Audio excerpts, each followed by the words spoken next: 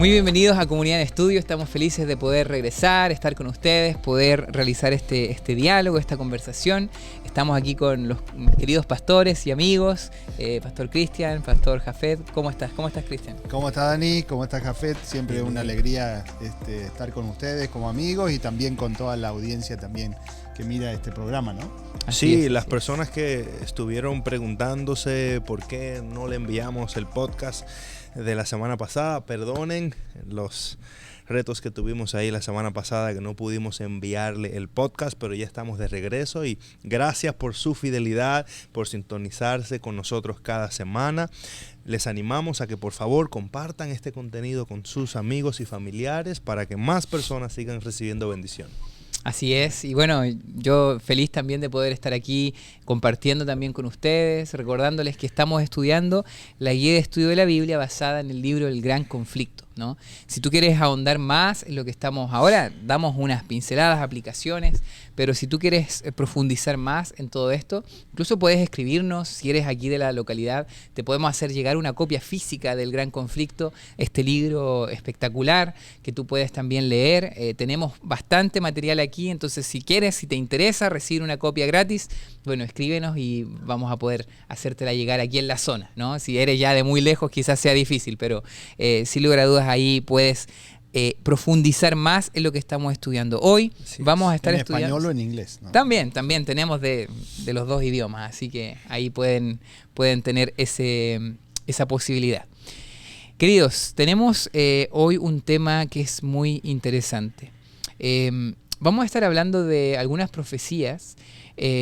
Tú puedes tener ahí en el estudio toda la profundidad de fechas, de eventos históricos, pero hoy nos gustaría aquí junto con los pastores llevar a la aplicación actual de lo que simboliza y lo que significa este periodo oscuro que tuvo la Iglesia y que enfrentó el movimiento cristiano específicamente en lo que fue la Revolución Francesa, ¿no?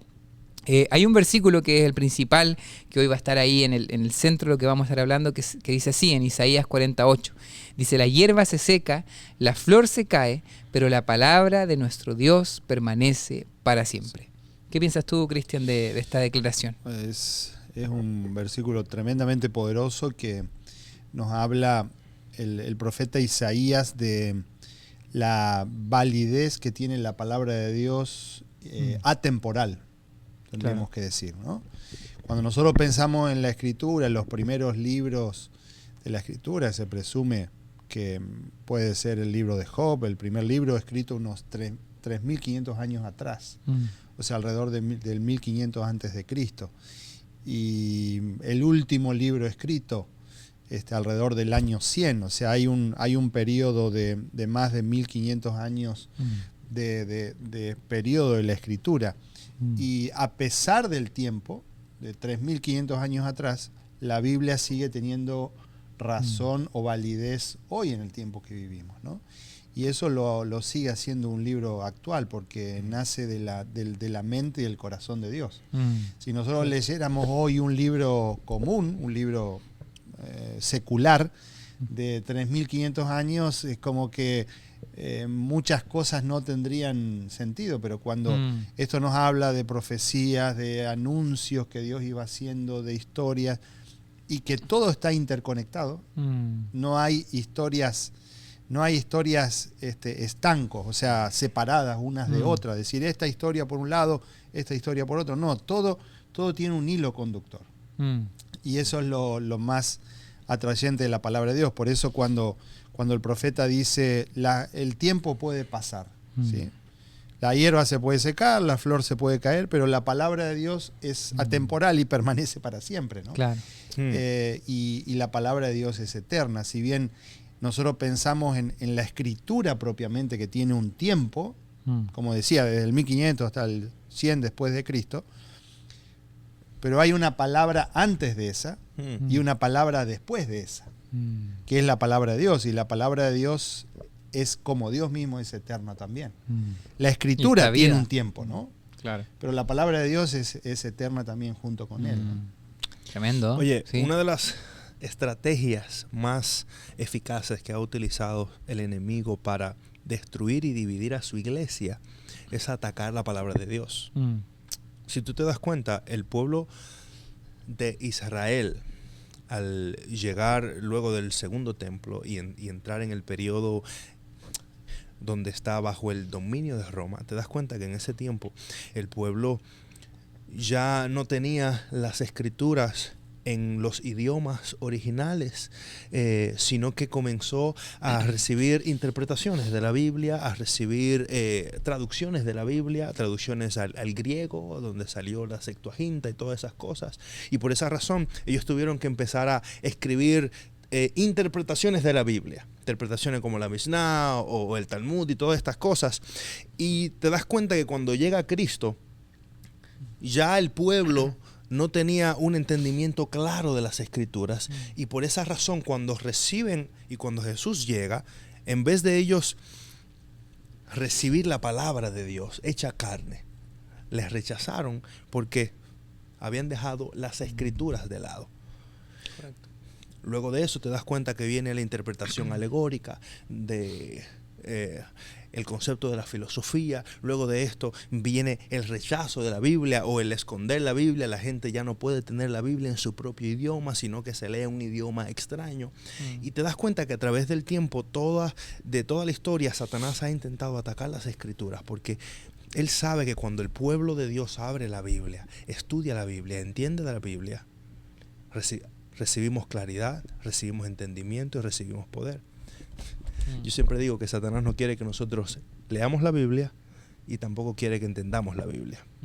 Porque cuando un pueblo lee la Biblia y entiende la Biblia, está lleno de la palabra de Dios en su corazón y es eficaz para la misión.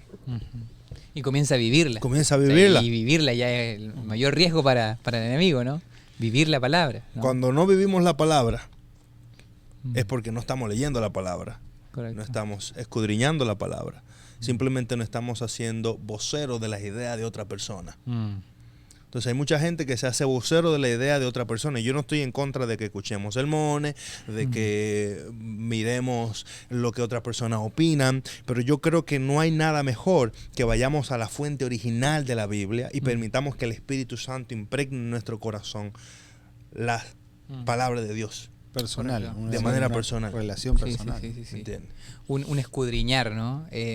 Sabes que hay un texto que se estudió en esta semana, que es Apocalipsis 11 del 3 al 6, que dice: y daré a mis 2 testigos que profeticen por 1260 días vestidos de cilicio. Estos testigos son los 2 olivos y los 2 candeleros que están en pie delante del Dios de la tierra. Si alguno quiere dañarlos, sale fuego de la boca de ellos y devora a sus enemigos. Y si alguno quiere hacerles daño, debe morir él de la misma manera. Estos tienen poder para cerrar el cielo, a fin de que no llueva en los días de su profecía, y tienen poder sobre las aguas para convertirlas en sangre, y para herir la tierra con toda plaga cuantas veces quieran. Me llama la atención, de hecho ahí tú puedes tener tus interpretaciones. El Apocalipsis hay muchos simbolismos, pero en este caso es interesante la interpretación que nos da de esta parte el estudio, lo que estábamos viendo, como que estos 2 testigos, por la evidencia y por las pruebas de ese poder que tienen, ¿no? Haciendo referencia a cosas que la palabra misma escribe que sucedieron, podemos entender de que estos 2 testigos pueden ser el Antiguo Testamento y el Nuevo Testamento. ¿Qué piensan ustedes de esta interpretación? Sí, esa es la interpretación, ¿no? Si bien el libro de Apocalipsis, ahí en los últimos versículos, en el versículo 6, se está refiriendo a 2 historias que el pueblo de Israel conocía, que era la historia de Elías y la historia de Moisés, que cada uno de ellos está representando, simbolizando algo, y indudablemente que estos testigos, cuando el profeta habla, ¿no? y haciendo referencia allí a Juan y haciendo referencia a Zacarías, el capítulo 4, donde él ve también esos 2 olivos que estaban representando también, o que estaban a ambos lados del candelabro, tiene que ver con una relación cúltica de lo que el pueblo de Israel conocía como tal, ¿no? Y ellos conocían todas estas imágenes, que si bien Dios las presenta de una manera, podríamos decir no clara, pareciera como con acertijos, pero todo tenía que ver por el tiempo que se estaba escribiendo esto. El libro de Apocalipsis está escrito en símbolos, y en símbolos para que luego Dios revele qué era lo que estos símbolos estaban representando, ¿no? Y estos símbolos están representando allí el Antiguo y el Nuevo Testamento, que es, podríamos decir, es la palabra de Dios completa. Y que esta palabra de Dios completa haría su obra aún en esos periodos donde la iglesia trataría de ser callada, como fue ese periodo de los 2260 días o tiempo y medio tiempo, o 42 meses, como se lo presenta en diferentes formas de referirse a ese mismo tiempo profético, que era el tiempo donde la iglesia sería perseguida, donde habría una supremacía de un poder religioso que trataría de adueñarse y trataría de cambiar los tiempos, la ley, cambiar y echar por tierra la escritura y perseguir a los cristianos y perseguir a la palabra de Dios, porque la palabra de Dios es lo que tiene valor y es lo que transforma, como ustedes decían recién. O sea, la palabra de Dios no es un libro, la Biblia no es un libro común, no es un libro de cuentos, no es un libro de novelas. ¿Sí? La novela de la creación, la novela de Abraham, la novela de... No, es un libro que produce transformación, porque es la palabra de Dios. Y la palabra de Dios es viva, es eficaz, penetra hasta lo más profundo del corazón humano. Cuando nosotros entendemos la Biblia de esa manera, es decir, Satanás estaba sumamente preocupado de que la palabra de Dios no cumpla su objetivo, ¿no? Eso es lo que él quería hacer. Y entonces cuando ahora nosotros entendemos esto, es que ahora la Escritura comienza a tomar una relevancia aún en ese periodo de mayor persecución de la iglesia. Y a pesar de que de pronto estaba siendo perseguida la iglesia, la palabra de Dios seguía haciendo su efecto. Y se la perseguía y se las quemaba, como fue en la época también que tú mencionas de la Revolución Francesa, en esos periodos de 3 años y medio. Los otros fueron 1260 años. Estos fueron 3 años y medio, pero también se persiguió a la Escritura, a la palabra. Pues Satanás sabía, si yo logro acallar totalmente la Escritura, fíjense por ejemplo en el caso de la experiencia de Martín Lutero. Martín Lutero se estaba preparando para ser un sacerdote, un monje.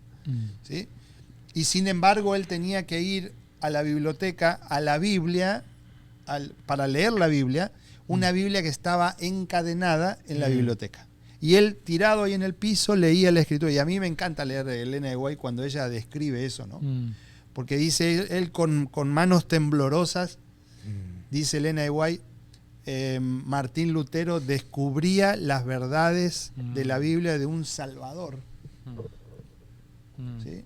De la gracia, de la justicia de Cristo, ¿no? Él empieza a descubrir, y ella dice con manos temblorosas, él pasaba hoja por hoja, ¿no? Y eso es lo que produce la Escritura, ¿no? Wow. Fíjate que hay unos elementos interesantes en el texto y nos presenta estos 2 testigos como 2 olivos. Y me llama la atención porque los olivos son árboles muy importantes en este área del pueblo de Israel, y los olivos le daban al pueblo de Israel estos frutos que servían para aceite, servían para la vida diaria del pueblo, servían para curar, servían para comer, servían para traer luz, y tienen todas estas funciones. Y esto trae a mi mente una aplicación tan hermosa de que la palabra de Dios es ese ungüento de olivo que se pone en nuestras heridas para sanarnos cuando estamos pasando por momentos difíciles. Cuando abrimos la palabra de Dios, encontramos vida y sanidad. Si estás pasando por un momento difícil de depresión, de angustia, la palabra de Dios es eficaz para traerle calma y esperanza a tu corazón. También nos presenta que la palabra de Dios es este candelabro, es esta luz que alumbra en medio de la oscuridad. Y todos hemos estado en momentos oscuros en la vida, que no sabemos qué hacer, no sabemos a dónde ir. A veces podemos sentirnos estancados en algún momento. Y hemos escuchado historias de personas que por medio del escudriñar las Escrituras encuentran respuesta. Yo creo que Daniel, tú nos hablaste de una experiencia, un momento de que estabas buscando respuesta y a través de la Biblia encontraste claridad. También encontramos en la Biblia esta experiencia de poder La Biblia tiene poder para decirle al cielo, no lluevas. Decirle al mar, ábrete en dos. Decirle al enfermo, levántate. Y tú y yo necesitamos ese poder para poder vivir la vida cristiana, donde enfrentamos constantes amenazas, constantes retos y problemas. La Biblia no es, como dijo el pastor, un simple libro de historia o un libro de cuentos. La Biblia es la que nos sana el alma, la que trae paz a nuestro corazón, la que tiene poder para levantarnos y también la que escudriña nuestro corazón para darnos cuenta qué está mal, qué necesito cambiar y hacia dónde debo dirigirme. Oye, es que solo imagínate si hubiera funcionado. Yo eso estaba pensando mientras ustedes estaban hablando. Imagínate la estrategia de Satanás hubiera funcionado y no hubiéramos tenido Biblia hoy. O sea, yo me estaba poniendo en ese lugar. O sea, ¿cómo hubiéramos...? O sea, yo me imagino lo que Satanás quería ocultar, quería dejar en el pasado, es la obra de Jesús. Porque al final la Biblia apunta toda desde el Antiguo Testamento a ese Jesús que vino, que murió, resucitó, que lo que me imagino que Martín Lutero lo iba llenando el corazón, no le iba ardiendo el corazón. Entonces yo me imagino, imagínate lo hubiera funcionado y no hubiéramos tenido Biblia. O sea, ¿cómo hubiéramos sabido ese acontecimiento que sucedió, ¿no? ¿Cómo hubiéramos estado nosotros sin saber que sucedió lo más grande y que quedó así... no ningún acceso obviamente gracias a Dios tenemos su palabra que nos apunta hacia Jesús, pero qué tremendo. Por eso yo me imagino, apreciemos lo que tenemos en nuestras casas, porque a veces nosotros, o en nuestras aplicaciones, ¿no? Que a veces nosotros decimos, y estamos tan distraídos de tantas cosas, ¿no? Preferimos prender la tele y ver un poco de noticias o ver Netflix que sentarnos realmente a ver lo que la Biblia viva, la palabra viva, nos tiene que hablar, ¿no? Nos tiene que decir. Y contemplar a Jesús, que al final es el privilegio mayor que nosotros tenemos. Wow. ¿Sabes? Yo quisiera, en ese periodo que tú hablaste, ¿no? De dominación papal, hay una pregunta que se hace en el día martes, si no me equivoco, ahí en el estudio, que tiene que ver con tradiciones. El estudio nombra varios de los valdenses, Juan Hus, Jerónimo, Martín Lutero, Juan Calvino y otros fieles, ¿no? Reformadores que estuvieron dispuestos a escudriñar la Biblia y poder vivir la Biblia, ¿no? Pero es interesante que en ese periodo muchas tradiciones humanas comenzaron a permear lo que supuestamente era el movimiento de Jesús, ¿no? Y hay una pregunta al final que dice, ¿cuáles son algunas de las enseñanzas actuales que muchos cristianos defienden, o incluso nosotros defendemos, que se basan en la tradición y no en la palabra de Dios? Y yo quisiera traer esta pregunta aquí a colación, ¿no? Para que quizás podamos dar algunos ejemplos. ¿Qué cosas? Yo creo que es bueno hacerse ese ejercicio. Lo que yo estoy sosteniendo, lo que yo hoy veo como iglesia, como institución, ¿qué cosas están en la palabra de Dios y qué cosas pueden ser tradiciones humanas? ¿Piensan que esto solamente es algo que pasa con ellos y no nosotros? ¿O también puede estar presente en nuestra iglesia? Esto es con todos y nosotros muchas veces somos los primeros porque queremos muchas veces interpretar la palabra de Dios a nuestra conveniencia o con el bagaje de conocimiento que tenemos o con la cultura en la cual nos hemos desarrollado, y entonces comenzamos a darle un tinte a la escritura. De pronto no estamos pisoteando la Biblia como intentó hacerlo Satanás durante ese periodo de 1260 días o los 3 años y medio de la Revolución Francesa, pero pisoteamos el texto muchas veces de otra manera, cuando degradamos de pronto, por ejemplo, un tema, por ejemplo, la gracia salvadora de Cristo. Y cuando nosotros queremos imponerle a todo esto que para salvarnos necesitamos hacer muchas cosas, ¿sí? Y lo único que necesitamos hacer es entregar nuestra vida y corazón a Jesús, nada más. Eso es la salvación, así de simple es la salvación y así de simple es la gracia. Claro, después comenzamos a vivir como salvos, que eso es otra cosa, eso es otro asunto, pero no tiene que ver con tu salvación y la mía. Tu salvación y la mía depende de la sangre de Cristo Jesús, nada más. Y toda la Biblia está permeada absolutamente por eso. Toda la Biblia está permeada por Cristo, el Antiguo y el Nuevo Testamento, los dos al mismo nivel. ¿Hay uno que es más importante que el otro? No, porque cuando yo empiezo a descubrir a Jesús en el Antiguo Testamento, empiezo a descubrir que, por ejemplo, el ángel de Jehová acampa alrededor de los que le temen y los defiende. ¿Quién es el ángel de Jehová? Y algunos dicen, es mi ángel guardián. No, ese es Jesucristo mismo. Estando al lado nuestro, al lado de sus hijos. Correcto. Con esa capacidad que Jesucristo tiene de estar al lado. De estar al lado de una cama de hospital. El ángel de Jehová es Jesucristo. Entonces, cuando yo empiezo a ver las historias de la Biblia, todas las historias apuntan a Jesucristo. Jonás, que fue... ¿Cómo fue Jonás? Fue tragado por un pez. Ahí está, se me fue de onda la historia.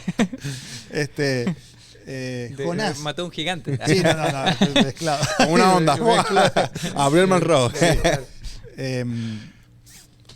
Jonás fue tragado por un pez. Wow. Eso está representando a Jesucristo. Correcto. Absolutamente todas las historias de la Biblia apuntan y están atravesadas por la persona de Jesús. Cuando yo empiezo a ver la Biblia y a entender la Biblia desde esa perspectiva, digo, esto no es obra de la casualidad. Wow. Esto no es obra de la casualidad. 40 autores diferentes escribiendo en épocas diferentes, muchos de ellos, algunos fueron contemporáneos, otros no fueron contemporáneos, y no hay contradicción en ellos. Cuando yo empiezo a visualizar la Escritura y la palabra de Dios de esta manera, empieza a tomar un sentido y un significado especial para mí. Wow. Yo creo que tenemos que ser honestos con nosotros mismos y reconocer que todos venimos con una maleta de tradiciones.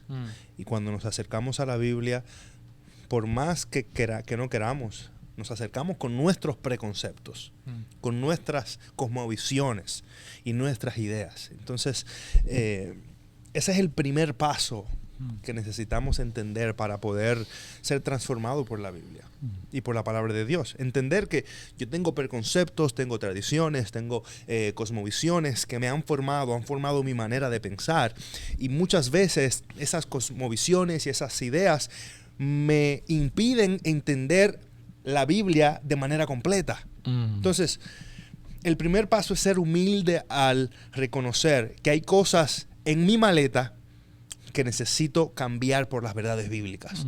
Hay ideas, hay tradiciones y cosmovisiones con las cuales yo me crié toda mi vida que no necesariamente están alineadas con las Escrituras. Pero este proceso es doloroso. Es doloroso porque ataca mi orgullo, ataca mi crianza, ataca de donde yo vine. Por eso hay muchas personas que vienen especialmente de un trasfondo hindú, de un trasfondo católico, de un trasfondo no cristiano, se le hace difícil aceptar la fe porque vienen con tanto bagaje dentro de ellos, tantas creencias, tantas cosmovisiones, que cuando se enfrentan a la palabra de Dios dicen, pero ¿cómo yo puedo hacer esto? Entonces, es solamente a través de un corazón humilde, un corazón deseoso de ser transformado por la Biblia, donde podemos realmente cambiar. Sí. Donde yo le digo, Señor, ayúdame. Sí. Porque yo no puedo. ¿Me entiendes? Correcto. Y ¿sabes qué? Yo creo que hay que tener cuidado, porque muchas veces al leer la Biblia, incluso leer, por ejemplo, la escuela sabática aquí, podemos estar pensando que esto habla de ellos, ¿no? Por ejemplo, aquí está hablando de la iglesia romana, católica. Entonces ellos están mal. Qué bueno que yo estoy en lo correcto, ¿no? ¿Y qué hacemos cuando hacemos eso? O sea, nos sacamos completamente del proceso de cambio que Dios quiere hacer y siempre estamos pensando, mira, este mensaje es para el otro y nunca es para mí. Todos somos los héroes de la Biblia. Somos los David, somos los Daniel, somos los Samuel. Claro. Ninguno somos el faraón. Ninguno de nosotros somos el Judas. Zambalá y Tobías. Ninguno de nosotros somos el Judas. Claro. Y queremos interpretarnos y ponernos en la historia siempre como los vencedores. Y no nos damos cuenta que nosotros somos el pueblo rebelde de Israel, que nosotros somos el Zambalat y el Tobías, que nosotros somos los Judas. Sí. Que Cristo es el David que vence al gigante.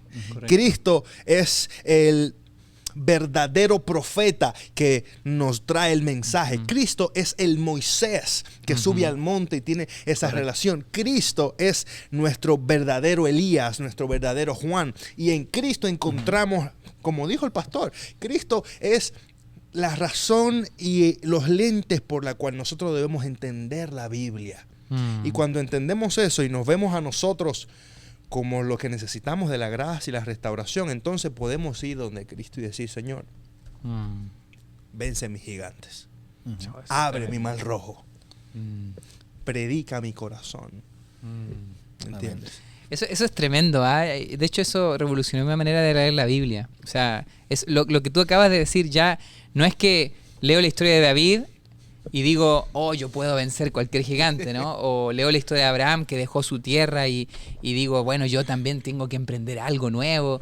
Sino que yo la leo a los ojos de Jesús, ¿no? O sea, Jesús venció por mí.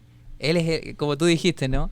O Abraham, por ejemplo. Ya no digo digo, Dios dejó el cielo y vino. O sea, el Antiguo Testamento por eso es tan importante, porque me presenta tipos de Cristo, ¿no? Uh-huh. Yo me acuerdo cuando estudiaba teología y buscábamos los tipos de Cristo. Uh-huh. Y encontrarlos era tremendo, cómo todo apuntaba a ese ser, todo apunta a Cristo. Y creo que eso es súper importante, porque incluso al mirar la historia, ¿no? Pensando en esto de la Iglesia Católica y la institución, nosotros corremos mucho el riesgo también de tener una estructura muy arraigada en tradiciones que vinieron de esta institución católica, y decimos, no, es que eso estaba totalmente fuera de la palabra, pero muchas veces nosotros heredamos la jerarquía, por ejemplo, ¿no? Nos olvidamos que todos somos sacerdotes delante de Dios, el sacerdocio y todos los santos, pero como la Iglesia Católica institucionalizó todo, jerarquizó todo, el clero claro, el mercado, ¿no? Exactamente.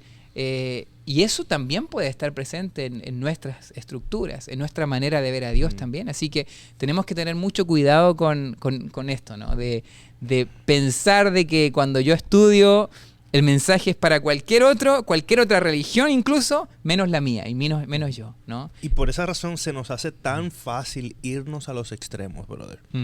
Si miramos simplemente el ejemplo de la revolución, antes de la revolución teníamos una Francia con una monarquía donde el clero estaba en los lugares más altos, donde se aprovechaban de los más pobres, donde había una minoría que tenía el control y el poder de toda la nación, y una mayoría empobrecida, sin recursos, necesitada, pasando hambre, pasando problemas de todo tipo. Y esta situación fue la que llevó a que se levantara un pueblo cansado de esta religión que aplasta, de esta religión que dice yo soy superior y tú estás abajo, yo tengo el conocimiento y tú no sabes nada. Esto llevó a que una generación se levantara y dijera, ya nosotros no queremos esto. Destruyeran la monarquía, le cortaran la cabeza al rey, tomaran al papa y lo metieran preso. Todo esto lo llevó a otro extremo, donde ahora ya no es la religión católica, ahora es la religión de la razón, del ser supremo, donde se pone en el centro al hombre y se deja de lado a Dios. Entonces, nosotros los seres humanos tendemos a irnos a los extremos. Tendemos a irnos al extremo de un legalismo rampante donde decimos, ¿sabes qué? Tenemos que hacer todas estas cosas para ser salvos, tenemos que pagar todas estas penitencias para alcanzar a Dios.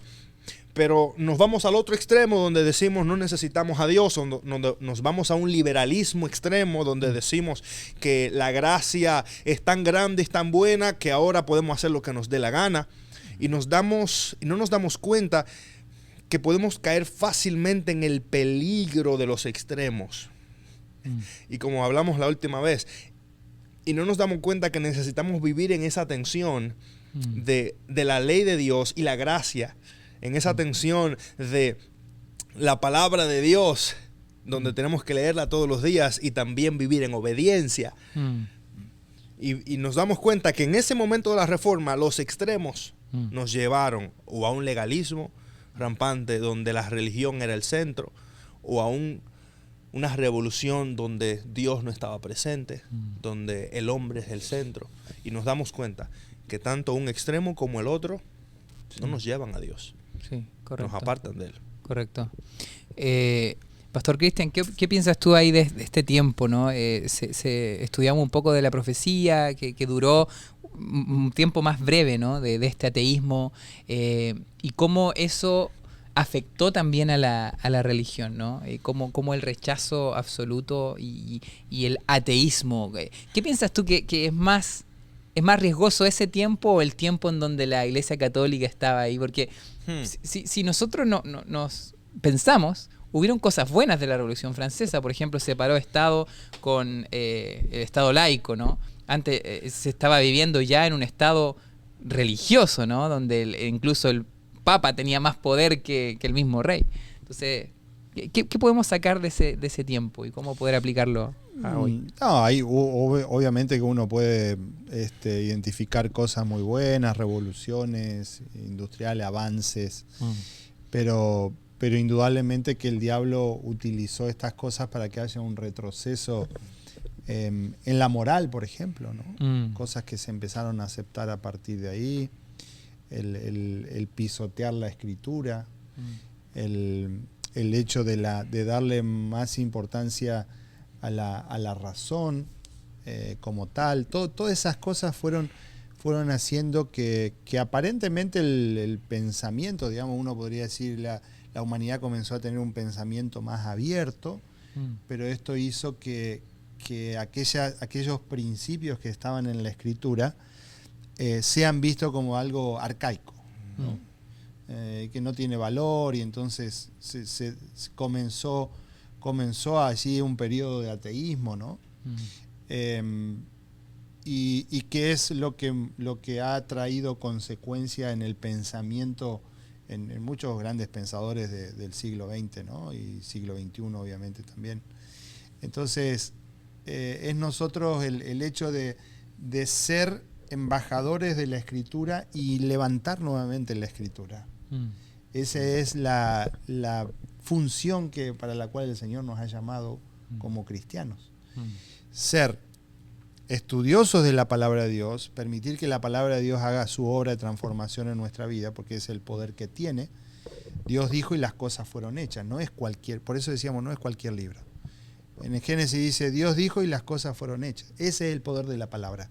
Y ese es el poder de la palabra escrita también. Tú cuando te inmiscuyes en la palabra de Dios, allí te metes en la palabra de Dios, la palabra de Dios tiene la capacidad, como decías tú, Jafet, de sanar tu herida, de darte una visión en el camino hacia dónde ir, de ser una guía para tu matrimonio, de ser una guía para tus hijos, de ser una guía en tu vida personal, de ser una guía en tu salvación, pero en tu vida cotidiana, de cómo ser un mejor administrador de tus recursos. La palabra de Dios es amplia para todo, esa es la gran capacidad que tiene, ¿no? Ahora, dice una cita que aparece allí en el libro El conflicto de los siglos, en la página 316, una ya cita final del libro del estudio de la lección de esta semana. Dice, a menos que la iglesia siga el sendero que le abre la providencia y al aceptar cada rayo de luz cumpla todo deber que le sea revelado, la religión degenerará inevitablemente en la mera observancia de las formas y el espíritu de piedad vital desaparecerá. Si nosotros aún, por eso lo importante es lo que tú preguntabas, Dani, decir, ¿esto es para otros? ¿Este mensaje es para otros? Decir, yo estoy acá, estoy bien, porque yo creo. No, pero cuidado, porque aún que yo crea que la Biblia es la palabra de Dios, la Biblia es la Escritura, la Biblia es el mensaje del Señor, pero si yo comienzo a ponerle algunos aditamentos, como tú decías, Jafet, de los prejuicios con los cuales yo he nacido, porque cada uno de nosotros somos un bagaje de todo lo que hemos aprendido a lo largo de nuestra vida. La cultura, dónde nacimos, en el barrio donde nacimos, lo que nos enseñaron nuestros padres, lo que nos enseñaron en la escuela, lo que nos enseñaron nuestros amigos, lo que leímos, ¿sí? Todo eso es el pensamiento humano mío propio. Ahora, si yo no dejo de lado todos esos preconceptos y me concentro en lo que la Escritura dice, voy a comenzar a ponerle aditamentos o podríamos decir salsas, ¿no? Si aquí en el contexto cercano a México estamos, le ponemos picante. Salsa picante, le ponemos aquí a esto, le ponemos aquí esto, un poco de esto, un poco de esto, un poco del otro. Y la religión se comienza a degenerar inevitablemente en la manera de la observancia de las formas. Nos concentramos más en las formas que en la gracia salvadora de Cristo y en lo que la palabra de Dios puede hacer con nosotros. Oye, ¿sabes? Sí. Siempre que se levanta una religión que oprime, que restringe y que levanta las tradiciones, en vez de traer más conversos, trae más rebeldes. Yo creo que la Uy, eso religión está que bueno, oprime, la religión que levanta las tradiciones, es la religión que ha creado más rebeldes y más ateos en toda la historia. Entonces yo creo que esto debe enseñarnos a nosotros en este tiempo que deseamos levantar una generación nueva de creyentes, de jóvenes que amen a Dios. Creo que la forma no es a través de la opresión, de las tradiciones o de el ocultar. Fíjate, lo que hacía la iglesia en este tiempo era ocultar la palabra. No te voy a dar las respuestas. Quédate con las dudas. Te voy a decir cuál es la respuesta. No la busques. Ese fue el tiempo donde se levantaron más ateos, más rebeldes de la iglesia, más atacadores de la palabra de Dios. Entonces eso debe hacernos pensar a nosotros. Como iglesia, ¿qué estamos creando? ¿Creyentes o futuros rebeldes? Eso está tremendo, ¿ah? Y eso no solamente aplica, bueno, al concepto de iglesia en comunidad o institución, sino que en mi familia, ¿no?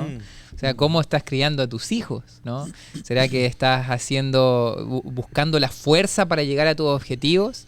¿Y qué estás creando al final? O sea, ya en la historia está dicho, y me gustó mucho eso. Y volviendo a eso, ya para ir cerrando, ¿no?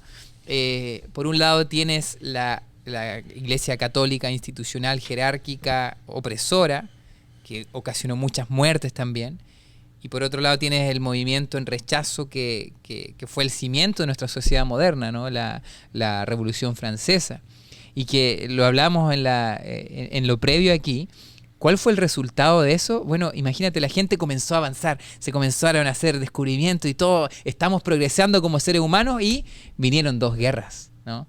Muertes, pero por doquier. O sea, yo me imagino al ser humano llegando a un punto diciendo, wow, estamos pero avanzando mucho, y después con sangre en las manos, ¿no? Diciendo, mira lo que nos hemos convertido. O sea, ¿de qué sirve avanzar tanto en el razonamiento, en el conocimiento científico, si tienen tus manos llenas de sangre igual, ¿no? Entonces yo creo que ahí está el equilibrio, ¿no? Ahí está ese equilibrio que está en Jesús. Jesús es el centro, Jesús es el balance que nosotros debemos tener, de no irnos de un extremo al otro, ¿no? Y que Dios nos ayude a poder encontrar ese equilibrio en Cristo, en su palabra. Ahí está la fuente de vida. Y lo que me encanta es que Apocalipsis 11:11 dice que después de 3 días y medio entró en ellos el Espíritu de vida enviado por Dios, hablando de los 2 testigos, y resucitó, ¿no? O sea, estos 2 testigos que habían sido pisoteados resucitaron, ¿no? Y es que en realidad nunca estuvieron muertos, porque la palabra de Dios nunca se puede destruir. Entonces mi oración para ustedes es que la palabra de Dios también pueda resucitar en tu vida, ¿no? En que pueda ocasionar ese cambio que necesitas tener, en que puedas dejar tu orgullo atrás. A veces nos aferramos tanto, nos cuesta tanto decir, oye, yo estaba equivocado. Oye, lo que yo creía antes ya no lo creo otra cosa porque Dios me fue moldeando. Pero nos cuesta tanto aceptar eso, ¿no? Nos aferramos a nuestros conceptos, a nuestros orgullos. Pero ¿por qué no intentas dejar eso de lado y que la palabra de Dios comience a modelarte, ¿no? Y pueda hacer ese barro en las manos del alfarero. Creo que ese es mi deseo para ustedes. No sé si a ustedes les gustaría igual cerrar. Mira, ya estamos en 41 minutos. Debíamos más minutos, ¿ah? Porque estábamos con un capítulo ahí al debe. Solo digo unas palabras ahí para terminar. El hombre dejó a Dios de lado y se centró en su progreso. Su progreso le dio dinero, pero destruyó su familia. Le dio casas más grandes, le dio mayores recursos a costa de su salud, a costa de su vida espiritual. Y hoy tenemos una nación muy próspera, pero destruida en su hogar, destruida en su vida espiritual, destruida en su salud. Entonces la pregunta es, ¿qué estás dispuesto a sacrificar por tu progreso? ¿Qué estás dispuesto a sacrificar por tu bienestar personal? Todos estos años nos han enseñado que el progreso, aunque es bueno, puede convertirse en el peor enemigo para mi vida espiritual, mi vida familiar y mi salud. Entonces yo debo pensar, ¿voy a buscar el progreso temporal o voy a permitir que la palabra de Dios nazca en mi vida para tener el verdadero progreso que importa? el progreso espiritual, que no solamente inicia cuando yo tengo a Dios en el centro, sino que crece cuando lo aplico en mi vida, pero se convierte en algo glorioso cuando Él venga otra vez y ya viva para siempre con Él. So, yo te animo a que busques el progreso más importante, el progreso de tu vida espiritual al lado de Jesús. Wow. Solo cerrando, reforzando lo que tú dices, puede ser que buscando tu progreso te encuentres sin saberlo, sin pensarlo, quemando también Biblias. Te encuentres pisoteando la palabra. Así que mirémonos, examinémonos cada uno de nosotros. Que no vaya a ser que estemos también pisoteando la Biblia sin saberlo. Que Dios te bendiga. Nos vemos en un próximo capítulo. Estuvo bueno, ¿eh? Estuvo bueno. Creo que llega ahí al corazón. Compártelo. Y creo que todos necesitamos volver a centrarnos en Cristo y en su palabra. Bendiciones. Que Dios te bendiga. Chao, chao. Bye.